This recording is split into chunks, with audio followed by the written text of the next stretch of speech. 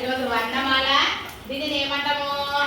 అక్షరమాల అంటాం. వర్ణమాల ఇంకో పేరు ఏమనొచ్చు?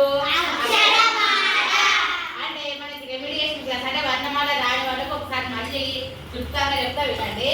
అయితే వర్ణమాలలో వచ్చేసి అచ్చులు ఉంటాయి, హల్లులు ఉంటాయి. ఎన్ని ఉంటాయి మనకు వర్ణమాలలో? అచ్చులు, హల్లులు. అచ్చులు మరి ఎక్కడి నుంచి ఎక్కడి వరకు? అయితే నేను బోర్డు మీద ఉన్న అచ్చులను ఏం చేసిన అంటే కలర్ చాక్పీస్లతో రాసిన.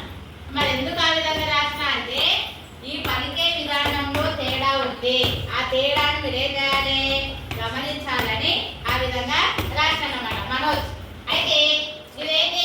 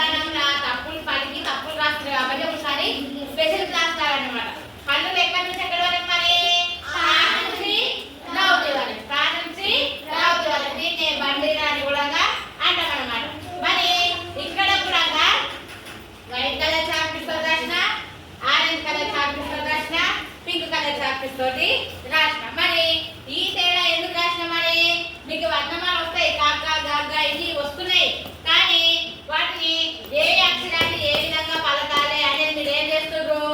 కన్ఫ్యూజ్ అయ్యి రాయడంలో చదవడంలో తప్పులు చేస్తారు. కాబట్టి తప్పులు లేకుండా ఉండాలంటే మీకు తెలవాలంటే ఏం రాసిన? ఇలా వైట్ కలర్ చాక్పీస్ తో రాసిన. ఒకసారి రెండు చదవండి. ఒకసారి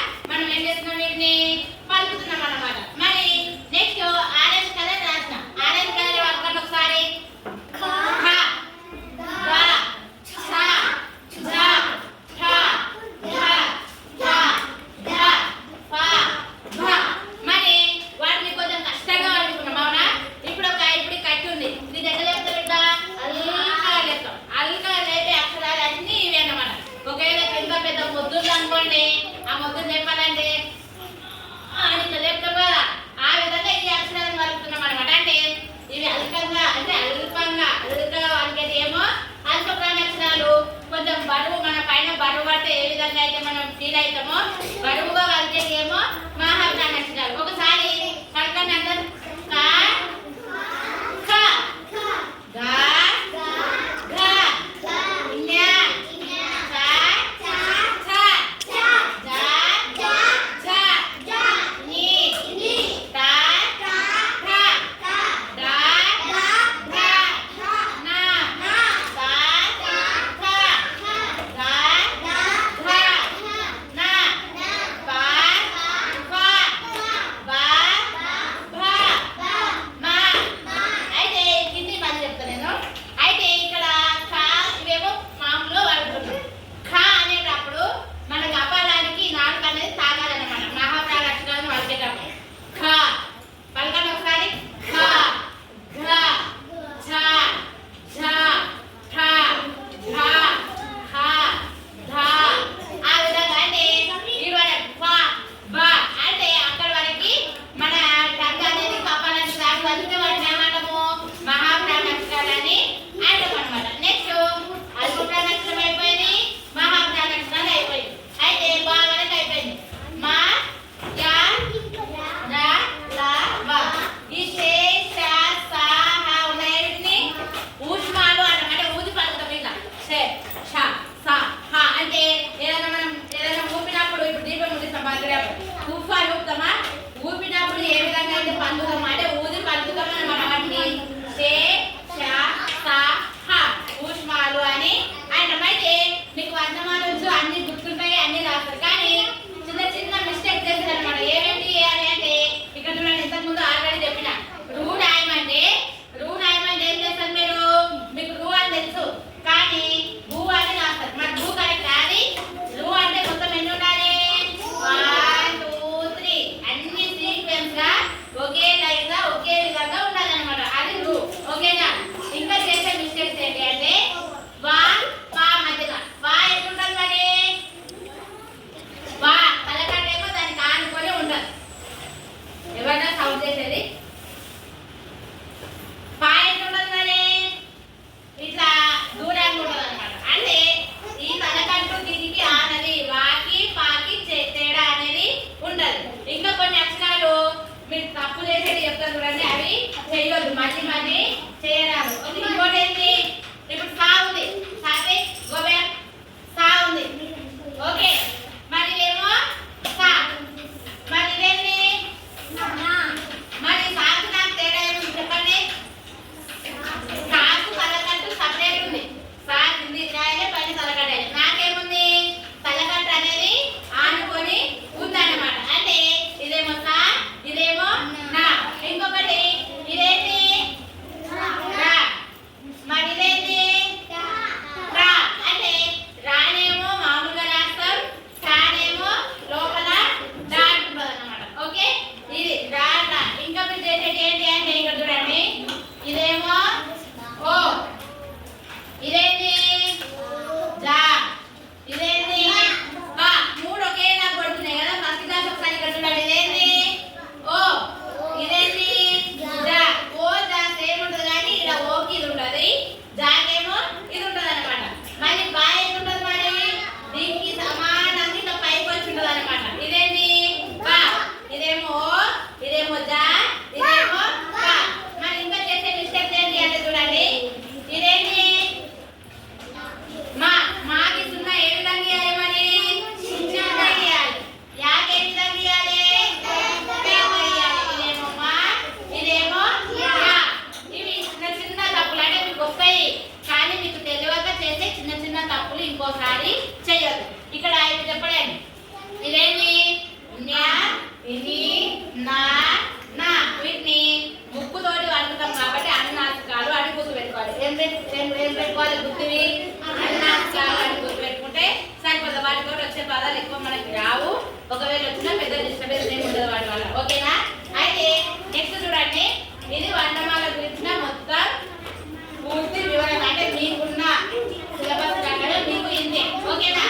అయితే ఇంకేంటంటే ఇవి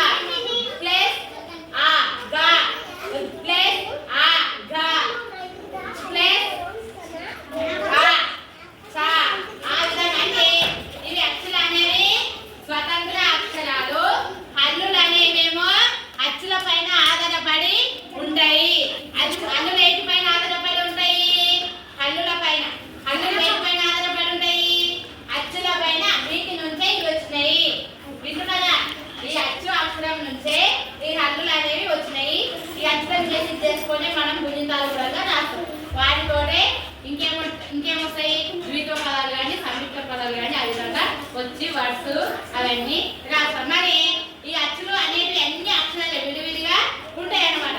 వీటితోటి వచ్చే పదాలు మనం నెక్స్ట్ క్లాస్ లో చెప్పుకుందాం. ఓకేనా?